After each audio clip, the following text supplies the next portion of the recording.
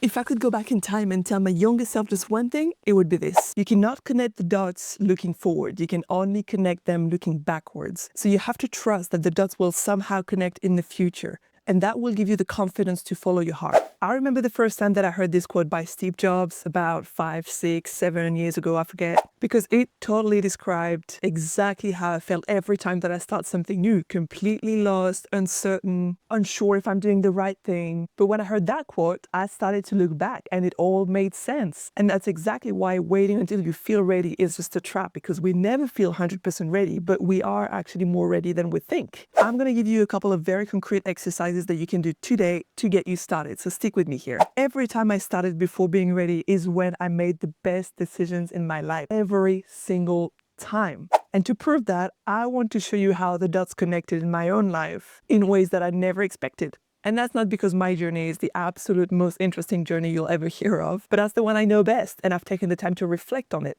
And also, I think that's a brilliant exercise that you should be doing to realize how far you've come, even though you don't realize it yet. So let's go back in time to where I was studying about 15 years ago. I studied for 6 years in 7 different schools and universities across literature, economics, and international business. And that taught me that I needed for sure some variety in my life and work. Though that's something I wouldn't fully understand until much later, about 5 to 6 years down the road. I was set for a proper corporate career, working in major oil and gas corporations as a strategic consultant while I was studying. Then in 2014, I traveled to Indonesia on a holiday and I fell in love with the country, with the culture, with diving, but I also realized the harsh reality of the waste crisis there. After a bad breakup, job contract ending, and my lease expiring all at once, I took it as a sign. And I left on a 1-year trip in 2015, which turned into 10. Like many backpackers, I decided to go to Australia to become fluent in English, which was a big goal of mine at the time. Backpacking in Australia broke down all my preconceived ideas about my life and my career. And I realized that all my life, I had been holding on to other people's fears instead of my own desires. My time in Australia turned out to be one of the best couple of years of my life. And I will most likely make a video about how to begin as a backpacker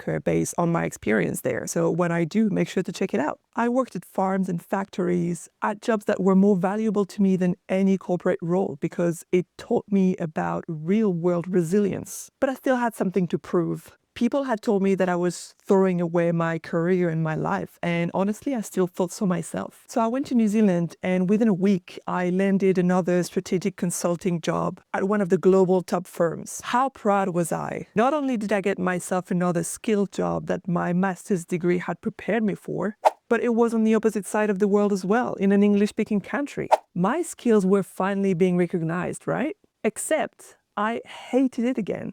I quit after 3 months, this time knowing for good that the office life was not for me and that I was never going back. So I went back to backpacking jobs. Yep, going from strategic consulting to dishwashing to fruit delivery. And I was happy as a clam, finally reclaiming my freedom again. Working in the morning, surfing in the afternoon, living the dream. But Indonesia kept calling me back. I went back and met up with a friend there who told me about these people working remotely and traveling the world. And the light bulb went off. I could do this too. I started freelancing as a remote strategy consultant and also working with startups, learning how businesses were built from the ground up. And that's when my idea for my first business took root. I returned to Indonesia again with all the skills and experiences that I had gathered to build a waste management startup from scratch. If you want to hear more about the lessons that I learned from that business, I got a video about it, so make sure you watch it. Eventually, even that chapter came to an end, but it left me with everything that I needed.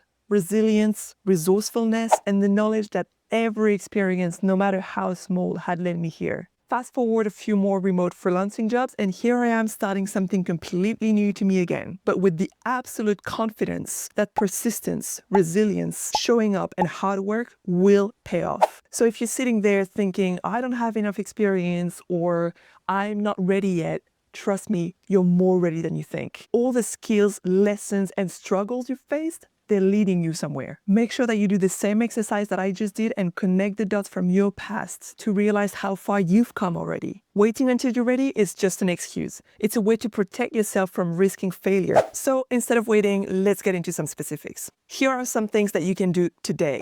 I want you to pick one of the examples that appear on the screen right now, whatever category is the closest to something you've been wanting to do and haven't started yet. And I want you to pick at least 2 of the steps that are listed underneath that category and act on it today. Not tomorrow, not next week, today. Make sure that you pause the video and that you actually do this exercise, because once you start, you're already ahead of most people.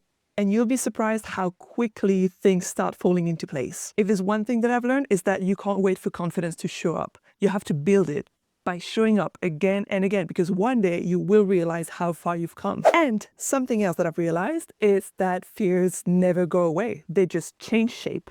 At first, you're worrying about whether you'll ever be good enough. Then you worry about whether you'll ever be great at something. And then when you finally do something great, you're just worried about whether you're going to lose it. So how about, instead of hoping that you're making the right choice, you just make your choice the right choice? I'm a bit obsessed talking about growth while I'm in the motion, because I'm quite done hearing from hyper successful celebrities or business people talking about it when they're so far ahead. It seems a bit discouraging, actually. No, what I want to show is what growth and resilience look like while I'm in it right now, with less than 100 subscribers as I speak, which, by the way, I'm so grateful for you guys. But I'm still figuring things out. Showing up vulnerable video after video, even if it's messy, and even if you think that no one cares. I can't know for sure how this will turn out. I don't know if this channel will become what I hope it will, but maybe not knowing is exactly the reason why I'm doing it, not a reason to hold back. Here's where I really need you to join me on this. I don't want to be talking just to numbers. I want to know who you are. I want to get to know you. So make sure you leave a comment and let's talk. I want to know what your struggles are, what you want to hear more about.